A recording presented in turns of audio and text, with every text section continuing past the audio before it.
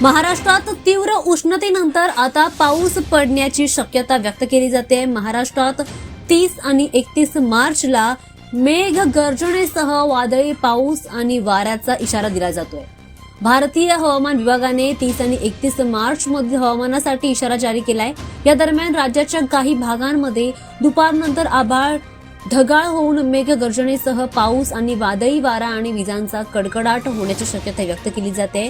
खास करून मराठवाडा, मध्य महाराष्ट्र आणि विदर्भातील काही भाग हे हवामान बदलाचा सामना करू शकतात। हवामान खात्याचे निरीक्षण आहे की सध्या राज्यात काही भागांमध्ये अंशतः ढगाळ वातावरण आहे आणि हा परिप्रेक्ष्य या आठवड्यामध्ये कायम राहण्याची शक्यता व्यक्त केली जाते। त्याचबरोबर काही ठिकाणी गारपीट देखील होऊ शकते असं म्हटलं जाते। शेतकऱ्यांना हवामानातील अचानक बदल लक्षात घेऊन त्यांच्या काढणी केलेल्या पिकांना वादळी वारा आणि पावसापासून सुरक्षित ठिकाणी ठेवण्याचं आवाहन करण्यात आलंय।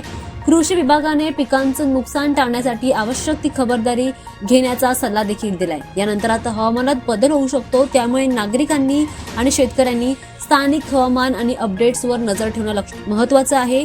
सार्वजनिक वाहतूक आणि स्थानिक प्रशासन यांनी सुद्धा हवामान बदलाची माहिती देऊन तातडीची उपाययोजना करण्याचे निर्देश देखील दिले।